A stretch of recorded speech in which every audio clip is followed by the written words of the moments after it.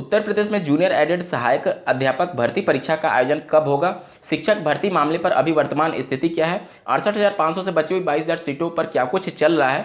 और ग्राम्य विकास में एक बहुत बड़ी भर्ती का विज्ञापन जारी कर दिया गया है। इसके बारे में हम लोग विस्तार पूर्वक चर्चा करेंगे और सैलरी कितनी है इस पर भी हम लोग ध्यान देंगे।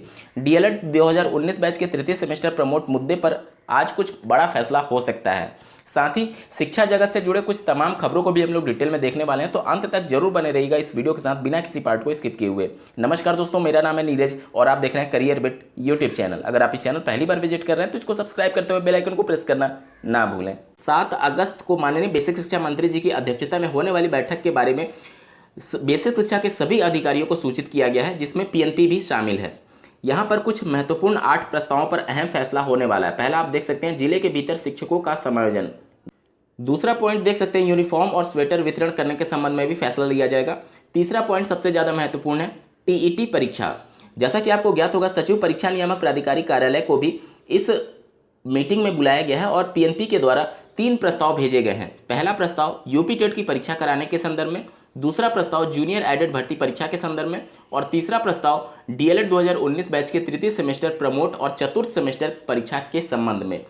चूंकि पीएनपी के द्वारा ही ये सभी प्रस्ताव भेजे गए हैं और टीईटी की परीक्षा पर फैसला लिया जाना है। इसके साथ ही जूनियर एडेड भर्ती परीक्षा और डीएलएड प्रमोट पर भी अहम फैसला आज लिया जा सकता है, क्योंकि निश्चित तौर पर डीएलएड प्रमोट मुद्दा और चतुर्थ सेमेस्टर परीक्षा को इसमें इंक्लूड नहीं किया गया या फिर जूनियर एडेड भर्ती परीक्षा को इंक्लूड नहीं किया गया। लेकिन 8वें नंबर पॉइंट पर आप देखेंगे तो अन्य लिखा गया है, मतलब कि अन्य जो प्रपोजल है बेसिक शिक्षा विभाग से संबंधित या फिर पीएनपी के द्वारा पहले से भेजे गए प्रपोजल हैं, उन सब पर आज कुछ बड़ा फैसला हो सकता है। इसके अलावा मृतक आश्रितों को सेवा योजना और शिक्षकों की प्रोन्नति, देखिए ये भी बहुत महत्वपूर्ण पॉइंट है। शिक्षकों का प्रमोशन काफ़ी लंबे वक्त से उत्तर प्रदेश में रुका हुआ है। अगर प्राइमरी से अपर प्राइमरी में शिक्षकों का ट्रांसफर हो जाता है तो उस कंडीशन में प्राइमरी की सीटें खाली होंगी। नई शिक्षा नीति पर भी कुछ अहम फैसला लिया जाने वाला है, जिसमें प्री प्राइमरी विशेष करके ये फैसला है। इसके अलावा छात्र शिक्षा का अनुपात राष्ट्रीय शिक्षा नीति 2020 में मेंशन किया गया कि 25 छात्रों पर 1 शिक्षक होना अनिवार्य है। तो अगर इस पर भी कुछ फैसला लिया जाता है तो नई शिक्षक भर्ती की राह और आसान होगी, क्योंकि और ज़्यादा टीचर्स की रिक्वायरमेंट बढ़ने वाली है। तो अब देखना होगा कि प्रदेश सरकार इन सभी बड़े मुद्दों पर क्या कुछ फैसला लेती है। बेसिक शिक्षा के सभी अधिकारियों को मीटिंग में बुलाया गया है। तो 69,000 सहायक अध्यापक भर्ती से संबंधित 2 प्रमुख मामले, जिसमें पहला 22,000 पदों को जोड़ने के संदर्भ में और दूसरा आरक्षण से संबंधित विवादित मामले पर भी आज कुछ बड़ा फैसला हो सकता है। सरकार 22,000 पदों पर कुछ भी बड़ा फैसला नहीं देगी, क्योंकि अगर इस प्रकार का कुछ भी फैसला आता है तो सरकार के लिए भी एक तरीके से किरकिरी होगी कि पहले उन्होंने मना किया कि कोई नया पद नहीं जुड़ेगा और अगर जोड़ा जाता है तो निश्चित तौर पर सरकार की बेइज्जती होने वाली है। लेकिन सरकार इसके दूसरे रास्ते से पदों को जोड़ सकती है। देखिए, जिस प्रकार से सरकार की किरकिरी आरक्षण विवादित मामले में हो रहा है, उस सबको देखते हुए ये तो तय है कि विवाद को जल्दी निपटाने के लिए सरकार प्रतिबद्ध है, क्योंकि जिस प्रकार से मीडिया में खबरें चल रही हैं और विपक्षी पार्टियों के द्वारा सरकार पर लगातार दबाव बनाया जा रहा है आरक्षण घोटाले को लेकर के और सर पर चुनाव है, इन सब को देखते हुए इस मामले को जल्द से जल्द माननीय मुख्यमंत्री जी खुद निपटाना चाहते हैं। इसके बाद से सीटों को अगर जोड़ा जाता है तो वह आरक्षण विवादित मामले को निपटाने के लिए जोड़ा जाएगा, ना कि 22,000 पदों को जोड़ा जाएगा। क्योंकि अगर 22,000 पदों को डायरेक्टली सरकार जोड़ती है तो ऐसे अभ्यर्थी जो कि 90-97 पर क्वालिफाई हैं, उनका चयन नहीं हो पाता है, तो वो सीधे कोर्ट चले जाएंगे कि इससे अच्छा तो नई शिक्षक भर्ती का विज्ञापन जारी कर दीजिए, ताकि उसमें 12-15 लाख जो अभ्यर्थी बीएड बीटीसी कर करके शिक्षक भर्ती का वेट कर रहे हैं और जो 90-97 पर क्वालिफाई होने के बावजूद 22,000 पदों को जोड़ने के बावजूद भी अगर उनका सिलेक्शन नहीं होता है तो नई शिक्षक भर्ती के माध्यम से ही वह उनको लाभ होगा। 22,000 पदों को जोड़ने से उनको लाभ नहीं होगा। इस वजह से बहुत से ऐसे अभ्यर्थी होंगे जो कि कोर्ट चले जाएंगे। इन सबको टेक्निकल पॉइंट्स पर सरकार भी मंथन कर रही होगी। इस वजह से वो सीधे तौर पर 22,000 पदों को जोड़ने की घोषणा नहीं करेगी, लेकिन आरक्षण विवादित मामले में सरकार घिर गई है, जिसकी वजह से उसकी मजबूरी बन गई है कि अगर आरक्षण से संबंधित मामले को निपटाना है तो नया पद जोड़ना ही पड़ेगा, क्योंकि पहले से जो चयनित अभ्यर्थी हैं उनसे सरकार छेड़छाड़ नहीं करना चाहेगी। 18 मंडलों में मनरेगा के तहत भर्ती के संदर्भ में ऑफिशियल नोटिफिकेशन जारी किया गया है। स्क्रीन पर आप इसके संबंध में आर्टिकल देख पा रहे होंगे। 1278 पदों पर यह भर्ती प्रक्रिया प्रारंभ की गई। 5 अगस्त 2021 को नोटिफिकेशन जारी किया गया था। यहाँ पर देख सकते हैं एडिशनल प्रोग्राम ऑफिसर की 191 पद हैं, असिस्टेंट अकाउंटेंट के 197, कंप्यूटर ऑपरेटर के 116 और टेक्निकल असिस्टेंट के 774 पद बताए गए हैं। आवेदन प्रक्रिया पूरी तरीके से ऑनलाइन है।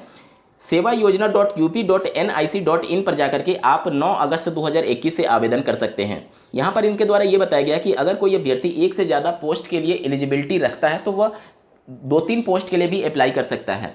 और जो सिलेक्शन प्रोसेस होगा वो फर्स्ट कम फर्स्ट सर्व के आधार पर होगा। मतलब जितना जल्दी आप आवेदन करेंगे उतना जल्दी आपके आवेदन पर विचार किया जाएगा और एक रिक्ति के लिए, मतलब एक सीट के लिए 3 अभ्यर्थियों का सिलेक्शन किया जाएगा। इसमें लिखा हुआ है कि चयन प्रक्रिया में हुए राज्य सरकार द्वारा समय समय पर प्रवृत्त आरक्षण संबंधी नियमों उपबंधों का अनुपालन किया जाएगा। ये भर्ती एडहॉक पर होने वाली है। सैलरी की अगर बात की जाए तो एडिशनल प्रोग्राम ऑफिसर की सैलरी 28,000 रुपये प्रति महीना निर्धारित किया गया है। अकाउंटेंट असिस्टेंट की सैलरी 11,200, कंप्यूटर ऑपरेटर की 11,200 और टेक्निकल असिस्टेंट की 11,200 है। शैक्षिक अर्हता की बात की जाए तो एडिशनल प्रोग्राम ऑफिसर स्नातकोत्तर यानी कि अगर आप पीजी किए हुए हैं तो आप अप्लाई कर सकते हैं। एमबीए, इसके अलावा बीटेक बीई वाले अभ्यर्थियों को इसमें वरीयता दी जाएगी। बात करेंगे अकाउंटेंट असिस्टेंट की तो इसमें शैक्षिक योग्यता बीकॉम रखी गई है।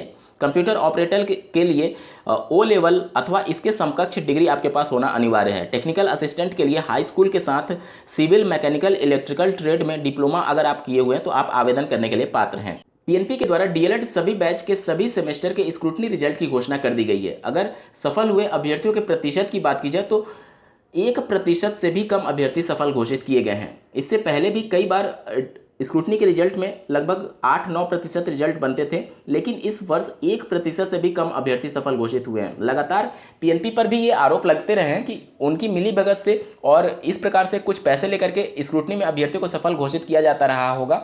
लेकिन जिस प्रकार से नए सचिव आए हैं और उनके द्वारा इन सभी पर रोक लगाया गया है, इसी की वजह से रिजल्ट में इतनी भारी कमी देखने को मिली है। स्क्रूटनी में कभी भी कॉपियों को फिर से चेक नहीं किया जाता है। जो मार्किंग की गई रहती है उसी को फिर से रिकाउंट किया जाता है कि कहीं काउंटिंग में मिस्टेक तो नहीं हुई है। इस मिस्टेक की वजह से अगर आपके नंबर बढ़ते हैं तब आपके नंबर बढ़ेंगे, अन्यथा की कंडीशन में कभी भी कॉपी को फिर से चेक नहीं किया जाता। जो अभ्यर्थी सफल नहीं हुए हैं अब उनके पास विकल्प क्या है, तो अब एक ही विकल्प बचा है कि आप सभी बैक पेपर परीक्षा में सम्मिलित होंगे। पीएनपी के द्वारा सितंबर के दूसरे सप्ताह में परीक्षा कराने के लिए शासन के पास प्रस्ताव भेजा गया है। जैसे ही वहां से अनुमति मिलती है तो आप सभी के 19 बैच के चतुर्थ सेमेस्टर की परीक्षा का आयोजन होगा। साथ ही सभी सेमेस्टर के सभी बैच के बैक पेपर का भी आयोजन सितंबर के दूसरे सप्ताह में ही होना प्रस्तावित है। बीएड प्रवेश परीक्षा दिनांक 6 अगस्त को संपन्न हो गई, जिसमें सॉल्वर गैंग का भी भांडाफोड़ हुआ है। 3 अभ्यर्थियों को दबोचा गया है जो कि दूसरे के जगह पर एग्जाम दे रहे थे। यहाँ पर एक छात्रा जिनका नाम दीक्षा बताया जा रहा है, वो सीटेट की भी परीक्षा में इसी प्रकार से दूसरे के जगह एग्जाम दी थी। उस समय भी एसटीएफ के द्वारा उनको पकड़ा गया था, लेकिन चकमा देकर के वो निकलने में सफल हो गई थी। ग्राम पंचायतों में कंप्यूटर ऑपरेटर की जो भर्ती प्रक्रिया चल रही है उसमें डिग्री और डिप्लोमा वाले भी आवेदन कर सकते हैं, लेकिन यहाँ पर आप देख सकते हैं लिखा हुआ है कि आवेदन किसी भी डिग्री का कोई कर दे, लेकिन मेरिट हाई स्कूल व इंटर के आधार पर ही बनाई जाएगी। चयन प्रक्रिया पूरी तरीके से पारदर्शी होगी। भले ही कितनी भी पारदर्शी की दावे किए जा रहे हो, लेकिन यहाँ पर आप देख सकते हैं ग्राम पंचायतों में भर्ती प्रक्रिया शुरू होने के बाद से गाँव में सरगर्मी बढ़ी, पैरवी के लिए जुट रहे हैं आवेदक। क्योंकि प्रक्रिया पूरी तरीके से ऑफलाइन है, इस वजह से धांधली के पूरे चांसेस हैं। साल दर साल प्रदेश और देश में बेरोजगारी की दर बढ़ती जा रही है, लेकिन वैकेंसीज की संख्या घटती जा रही है। आप देख सकते हैं सीजीएल में वर्षवार कितनी वैकेंसीज आई हुई हैं, इसका डेटा दिया गया है।